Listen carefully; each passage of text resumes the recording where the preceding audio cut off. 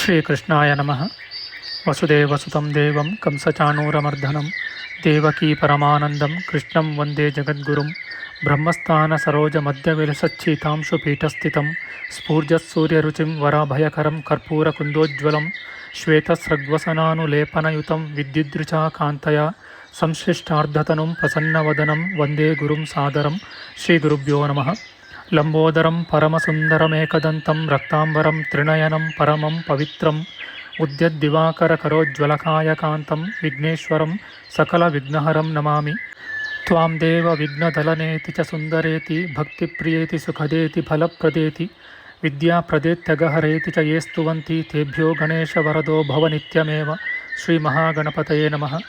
ಯಾ ಕುಂದೇಂದು ತುಷಾರಹಾರಧವಳಾ ಯಾ ಶುಭ್ರವಸ್ತ್ರಾವೃತಾ ಯಾ ವೀಣಾ ವರದಂಡಮಂಡಿತಕರ ಯಾ ಶ್ವೇತಪದ್ಮಾಸನ ಯಾ ಬ್ರಹ್ಮಾಚ್ಯುತಶಂಕರ ಪ್ರಭೃತಿಭಿರ್ದೇವೈ ಸದಾ ವಂದಿತಾ ಸಾ ಮಾಂ ಪಾತು ಸರಸ್ವತೀ ಭಗವತಿ ನಿಶೇಷಜಾಡ್ಯಾಪಃ. ಶ್ರೀ ಸರಸ್ವತ್ಯೇ ನಮಃ. ವೇದಾರ್ಥತತ್ವವಿಶದೀಕರಣೇನ ಪುಂಸಾಮುಚ್ಚೈರ್ಗತಿಂ ಜಗತಿ ಯೋ ದಯಯಾ ವಿಧಾತುಂ ರಮ್ಯಾಂ ಪುರಾಣಪದವೀಂ ಪ್ರಣಿನಾಯ ತಸ್ಮೈ ಲೋಕೇಶವೈಭವಪುಷೇ ಋಷಯೇ ನಮಸ್ತಾತ್.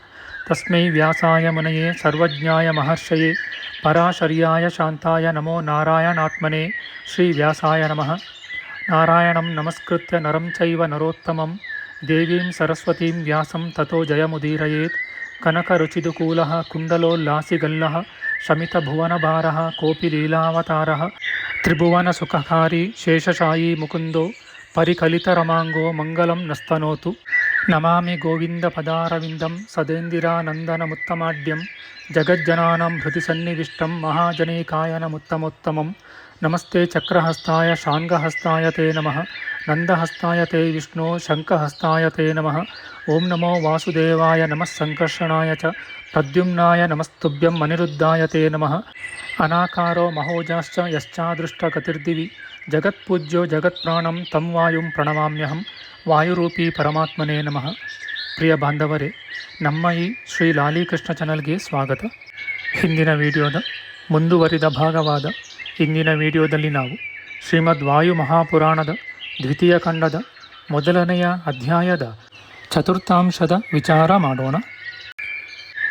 ಈ ಅಧ್ಯಾಯದಲ್ಲಿ ಪೃಥ್ವೀದೇವಿಯ ಕ್ಷೀರದೋಹನ, ಸ್ವಯಂಭುವಾದಿ 14 ಮನುಗಳ ವರ್ಣನೆ, ವೇನರಾಜನ ಬಲಹಸ್ತ ಮಥನ, ಭೂವಿಭಾಗ, ಪೃಥುರಾಜನು ಭೂಮಾತೆಯಿಂದ ಕ್ಷೀರರೂಪವಾದ ವಸ್ತುಗಳನ್ನು ಪಡೆದ ಬಗೆ ಇತ್ಯಾದಿಗಳ ವಿಚಾರ ಮಾಡೋಣ.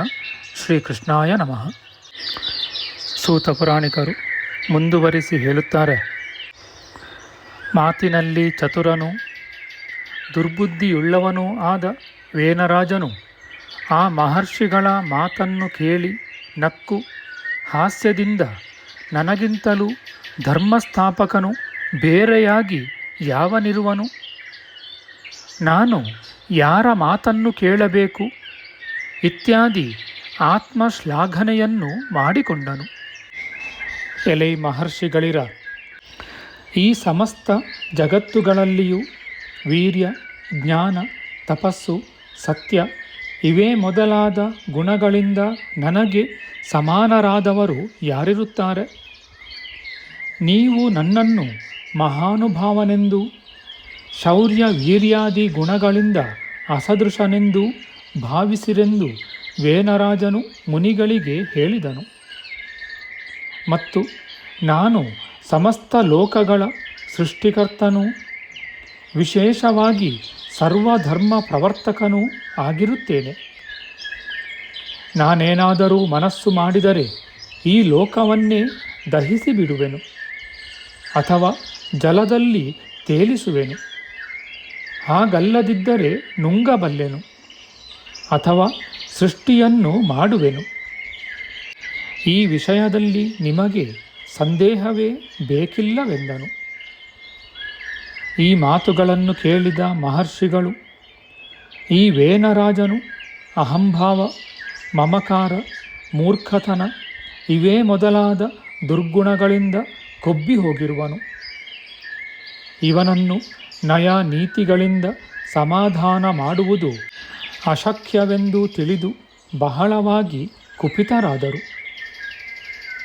ಆಗ ಆ ಮಹರ್ಷಿಗಳು ಅತ್ಯಂತ ಕುಪಿತರಾಗಿ ಅಗ್ನಿಯಂತೆ ಪ್ರಜ್ವಲಿಸುವವನು ಮಹಾಶೂರನೂ ಆದ ವೇನರಾಜನನ್ನು ತಮ್ಮ ಪ್ರಭಾವದಿಂದ ನಿಗ್ರಹಿಸಿ ಅವನ ಎಡದ ಹಸ್ತವನ್ನು ಮತಿಸಿದರು. ಎಲೆ ವಿಪ್ರವರ್ಯರೇ ಕೇಳಿ. ಹೀಗೆ ಆ ಮಹರ್ಷಿಗಳು ಕೋಪದಿಂದ ಆ ವೇನರಾಜನನ್ನು ಹಿಡಿದು ಯಾವಾಗ ಮಥನ ಮಾಡಿದರೋ ಆಗ ಬಹುಕಾಲದಿಂದ ಸುಪ್ರಸಿದ್ಧನೂ ಅತ್ಯಂತವಾಗಿ ವಾಮನನೂ ಕೃಷ್ಣವರ್ಣನೂ ಆದ ಪುರುಷನು ಅವತರಿಸಿದನು. ಆಗ ಆ ವೇನರಾಜನು ಅತ್ಯಂತ ಭೀತನೂ ಖಿನ್ನ ಹೃದಯನೂ ವ್ಯಾಕುಲೇಂದ್ರಿಯನೂ ಅಂಜಲಿಬದ್ಧನೂ ಆಗಿ ಸುಮ್ಮನೆ ನಿಂತನು. ಆಗ ಮಹರ್ಷಿಗಳು ಪೀಡಿತನೂ ಖಿನ್ನ ಮನಸ್ಕನೂ ಆದ ಅವನನ್ನು ನೋಡಿ ಕುಳಿತುಕೋ ಎಂದು ಹೇಳಿದರು. ಕಿರಾತ ವಂಶ ಪ್ರವರ್ತಕನೂ ಅನಂತ ವಿಕ್ರಮನೂ ಆದ ಆ ವಾಮನನು ವೇನನ ದೋಷದಿಂದ ಅವನಿಗೆ ಸಮಾನರಾದ ಅನೇಕ ಬೆಸ್ತರನ್ನು ಸೃಷ್ಟಿಸಿದನು. ಅವರು ಗುಣ ದೋಷಗಳಿಂದ ವೇನನಿಗೆ ಸಮಾನರಾಗಿದ್ದರು. ಆಗ ವೇನರಾಜನ ದೋಷದಿಂದ ವಿಂಧ್ಯ ಪರ್ವತವಾಸಿಗಳು ಅಧರ್ಮ ನಿರತರೂ ಆದ ತುಂಬುರರು, ತುವರರು, ಖಸರು ಇವರೇ ಮೊದಲಾದ ಅನೇಕ ಜಾತಿಯ ಜನರು ಉತ್ಪನ್ನರಾದರು. ಅನಂತರ ಮಹರ್ಷಿಗಳು ಬಹಳ ಕೋಪದಿಂದ ವೇನರಾಜನ ಬಲಗೈಯನ್ನು ಅರಣಿಯನ್ನಾಗಿ ಮಾಡಿಕೊಂಡು ಅತಿ ಸಂಭ್ರಮದಿಂದ ಪುನಃ ಮಥನ ಮಾಡಿದರು. ಹೀಗೆ ಮಥನ ಮಾಡಲಾಗಿ ಕರಸ್ಫಾಲನದಿಂದ ಉಂಟಾದ ದಿವ್ಯ ತೇಜಸ್ಸಿನಿಂದ ಪೃಥುರಾಜನು ಉತ್ಪನ್ನನಾದನು. ಆ ವೇನರಾಜನ ವಿಶಾಲವಾದ ಹಸ್ತದಿಂದ ಉದ್ಭವಿಸಿದ ಪೃಥುರಾಜನು ಅಗ್ನಿಯಂತೆ ಹೊಳೆಯುವ ದಿವ್ಯ ದೇಹದಿಂದ ಪ್ರಜ್ವಲಿಸುತ್ತಿದ್ದನು.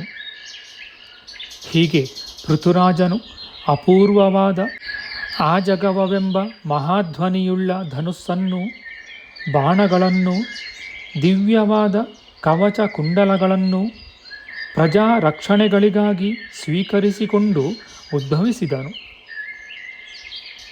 ಆ ಪೃಥು ಮಹಾರಾಜನು ಹುಟ್ಟಲಾಗಿ ಸರ್ವಭೂತಗಳು ಸಂಪೂರ್ಣವಾಗಿ ಸಂತೋಷವನ್ನು ಹೊಂದಿದವು. ಆ ಪೃಥು ಮಹಾರಾಜನು ಹುಟ್ಟಿದ ಕೂಡಲೇ ವೇನನು ಮೃತನಾಗಿ ಸ್ವರ್ಗಲೋಕವನ್ನು ಹೊಂದಿದನು. ಜ್ಞಾನಿಯೂ ಪರಮದಯಾಳುವೂ ಆದ ಸತ್ಪುತ್ರನಿಂದ ವೇನರಾಜನು ರಾಜರ್ಷಿಯಾದನು. ಅನಂತರ ಪುರುಷಶ್ರೇಷ್ಠನಾದ ಸತ್ಪುತ್ರನಿಂದ ಪುನ್ನಾಮಕ ನರಕದಿಂದ ರಕ್ಷಿಸಲ್ಪಟ್ಟನು. ಯಾವನು ಸತ್ಕರ್ಮಾನುಷ್ಠಾನದಿಂದ ತಂದೆ ತಾಯಿಗಳನ್ನು ಪುನ್ನಾಮಕ ನರಕದಿಂದ ರಕ್ಷಿಸುತ್ತಾನೆಯೋ ಅವನೇ ಪುತ್ರನಾಗುವನು. ಮಹಾಶೂರನೂ ಅತಿ ಕಾಂತಿವಂತನೂ ವೇನಕುಮಾರನೂ ಆದ ಪೃಥು ಮಹಾರಾಜರ ಪಟ್ಟಾಭಿಷೇಕ ಕಾಲದಲ್ಲಿ ನದಿಗಳು, ಸಮುದ್ರಗಳು, ರಾಜರೂ ಸಹ ಅಮೂಲ್ಯವಾದ ರತ್ನಗಳನ್ನು ತಂದು ಕಾಣಿಕೆಯಾಗಿ ಒಪ್ಪಿಸಿ ರಾಜಾಧಿರಾಜನಾದ ಪೃಥುರಾಯನನ್ನು ಬಹಳವಾಗಿ ಹೊಗಳಿದರು. ಮಹಾಪರಾಕ್ರಮಿಯೂ ವೇನಕುಮಾರನೂ ರಾಜಾಧಿರಾಜನೂ ಆದ ಪೃಥು ಮಹಾರಾಜನು ಅಂಗೀರಸ ಮಹರ್ಷಿಗಳ ಪುತ್ರರಾದ ದೇವತೆಗಳಿಂದ ಯಥಾವಿಧಿ ಪಟ್ಟಾಭಿಷಿಕ್ತನಾಗಿ ಆದಿರಾಜನೆಂದು ಪ್ರಸಿದ್ಧನಾದನು. ತಂದೆಯಾದ ವೇನರಾಜನಿಂದ ಪ್ರೀತಿಯನ್ನು ಹೊಂದದ ಪ್ರಜೆಗಳು ಪೃಥುರಾಜನಿಂದ ರಂಜಿತರಾದರು. ಆದುದರಿಂದ ಪ್ರಜೆಗಳನ್ನು ರಂಜನೆ ಮಾಡಿದ್ದರಿಂದ ರಾಜವೆಂಬ ಶಬ್ದವು ಅವನಲ್ಲಿ ಅನ್ವರ್ಥಕವಾಯಿತು. ವಿಜಯ ಯಾತ್ರೆಗಾಗಿ ಪೃಥು ಮಹಾರಾಜನು ಸಮುದ್ರದ ಸಮೀಪಕ್ಕೆ ಬಂದಾಗ ಸಮುದ್ರವು ಭಯಪಟ್ಟು ಚಲನೆಯಿಲ್ಲದೆ ಸ್ತಬ್ಧವಾಯಿತು. ಪರ್ವತಗಳು ಭಯದಿಂದ ಬಿರಿದು ಹೋದವು. ಧ್ವಜ ಪತಾಕೆಗಳ ಭಂಗವಾದರೂ ಯಾವಾಗಲೂ ಆಗಲಿಲ್ಲ ಎಂದರೆ ಎಲ್ಲಿಯೂ ಪರಾಜಯವಾಗಲಿಲ್ಲ. ಪೃಥುರಾಜನು ರಾಜ್ಯವನ್ನು ಆಳುತ್ತಿರುವಾಗ ಭೂಮಿಯು ಕೃಷಿ ಇಲ್ಲದೆ ಕೇವಲ ಸ್ಮರಣೆ ಮಾತ್ರದಿಂದಲೇ ಸಕಲ ಧಾನ್ಯಗಳನ್ನು ಕೊಡುತ್ತಿದ್ದಿತು. ಗೋವುಗಳು ಕಾಮಧೇನುವಿನಂತೆ ಸಕಲೇಷ್ಟಾರ್ಥದಾಯಕಗಳಾಗಿದ್ದವು. ವೃಕ್ಷಗಳ ಪ್ರತಿ ಎಲೆಗಳಿಂದಲೂ ಜೇನುತುಪ್ಪವು ಸುರಿಯುತ್ತಿತ್ತು. ಇಂತಹ ಸುಭಿಕ್ಷ ಕಾಲದಲ್ಲಿಯೇ ಬ್ರಹ್ಮದೇವನ ಅತಿ ಪವಿತ್ರವಾದ ಯಾಗವು ಪ್ರಾರಂಭವಾಯಿತು. ಮಹಾಮತಿಯಾದ ಸೂತನು ಸೋಮಾಭಿಷೇಕ ದಿವಸದಲ್ಲಿ ಸೋಮಯಾಗವನ್ನು ಮಾಡುವಾಗ ಉದ್ಭವಿಸಿದನು. ಅದರಿಂದ ಸೂತನೆಂಬ ನಾಮವು ಸಂಭವಿಸಿರುತ್ತದೆ. ಅದೇ ಮಹಾಯಾಗದ ದಿವಸದಲ್ಲಿಯೇ ಜ್ಞಾನಿಯಾದ ಮಗಧರಾಜನೂ ಸಹ ಉತ್ಪನ್ನನಾದನು. ಆ ಯಾಗದಲ್ಲಿ ದೇವತೆಗಳು ಇಂದ್ರನಿಗೆ ಹವಿಸ್ಸನ್ನು ಕೊಟ್ಟರು.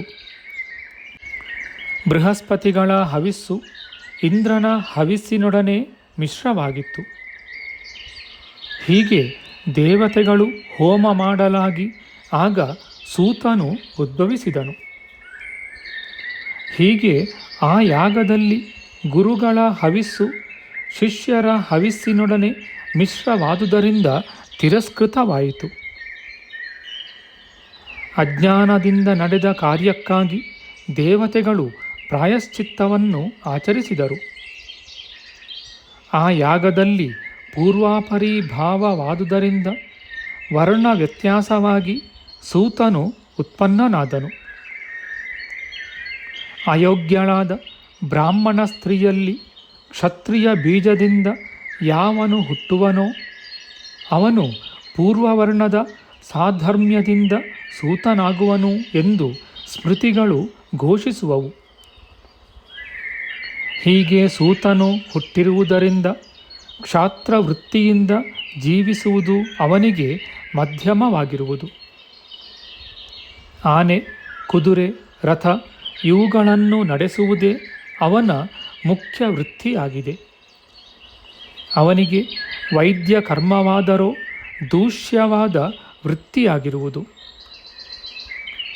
ಆಗ ದೇವರ್ಷಿಗಳು ಸೂತ ಮಾಗಧರಿಬ್ಬರನ್ನೂ ಕರೆದು ಈ ಪೃಥು ಮಹಾರಾಜನನ್ನು ಹೊಗಳಿ ಎಂದು ಹೇಳಿದರು.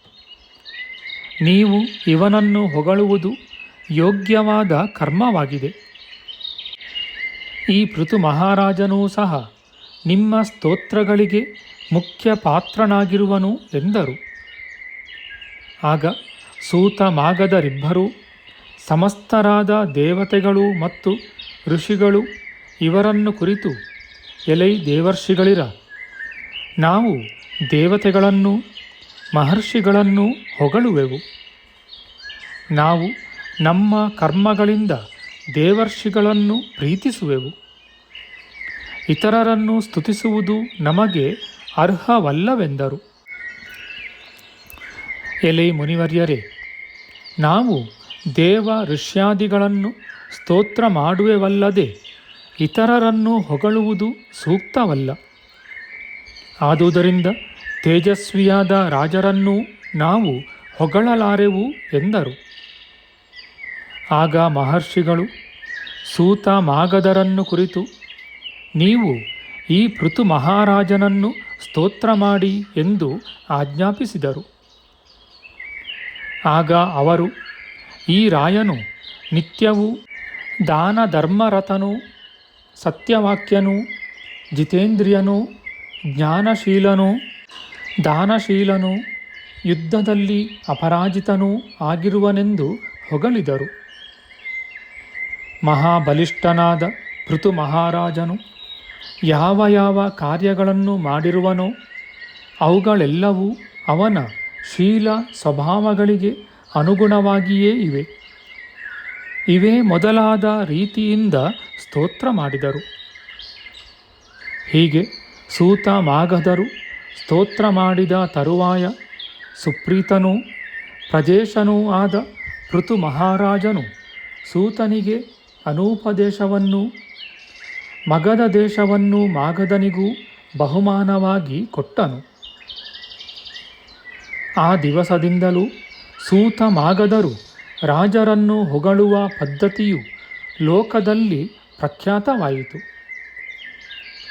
ಆ ಸೂತ ಮಾಗಧರು ಆಶೀರ್ವಾದಗಳಿಂದ ರಾಜನನ್ನು ಹೊಗಳುವರು. ಅದನ್ನು ನೋಡಿ ಪರಮ ಪ್ರೀತರಾದ ಮಹರ್ಷಿಗಳು ಪ್ರಜೆಗಳಿಗೆ ಇಂತೆಂದರು: ಈ ದೇವರಾಜನ ಕುಮಾರನಾದ ಪೃಥುರಾಜನು ಸೂತ ಮಾಗಧರಿಗೆ ವೃತ್ತಿಗಾಗಿ 2 ದೇಶಗಳನ್ನು ಕೊಟ್ಟಿರುವನು. ಇವನು ಪರಮ ಧರ್ಮಜ್ಞನು ಮತ್ತು ಸತ್ಯವಂತನೆಂದು ಹೊಗಳಿದರು. ಮಹರ್ಷಿಗಳು ಹೀಗೆ ಹೇಳಲಾಗಿ ಪ್ರಜೆಗಳೆಲ್ಲರೂ ಜೀವನಕ್ಕಾಗಿ ಓಡಿ ಹೋಗಿ ಮಹಾಭಾಗ್ಯಶಾಲಿಯಾದ ಎಲೈ ಮಹಾರಾಯನೇ, ನೀನು ನಮಗೆ ಪ್ರಭುವಾಗಿದ್ದೀಯೆ. ಆದುದರಿಂದ ನಮಗೆ ಜೀವನವನ್ನು ಏರ್ಪಡಿಸು ಎಂದು ಕೇಳಿಕೊಂಡರು. ಹೀಗೆ ಪ್ರಜೆಗಳಿಂದ ಪ್ರಾರ್ಥಿತನಾದ ರಾಜನು ಪ್ರಜೆಗಳ ಹಿತಕ್ಕಾಗಿ ಧನುರ್ಬಾಣಗಳನ್ನು ಸ್ವೀಕರಿಸಿ ಮಹಾಶೂರನಾದ ಕಾರಣ ಭೂಮಿಯನ್ನೇ ಪೀಡಿಸಿದನು. ಅದರಿಂದ ಹೆದರಿದ ಭೂದೇವಿಯು ಗೋರೂಪವನ್ನು ಧರಿಸಿ ಓಡಿಹೋದಳು. ಆಗ ಪೃಥುರಾಜನೂ ಕೂಡ ಧನುರ್ಧಾರಿಯಾಗಿ ಓಡಿ ಹೋಗುವ ಭೂಮಿಯನ್ನು ಅನುಸರಿಸಿ ಹೋದನು. ಆಗ ಭೂಮಿಯು ಪೃಥುವಿನ ಭಯದಿಂದ ಬ್ರಹ್ಮಲೋಕಾದಿಗಳಿಗೆ ಹೋದರೂ ರಕ್ಷಕರಿಲ್ಲದೆ ಧನುರ್ಧಾರಿಯೂ ಅತಿ ಭೀಷಣನೂ ಆದ ರಾಜನು ಅಭಿಮುಖವಾಗಿ ಬರುವುದನ್ನು ನೋಡಿದಳು.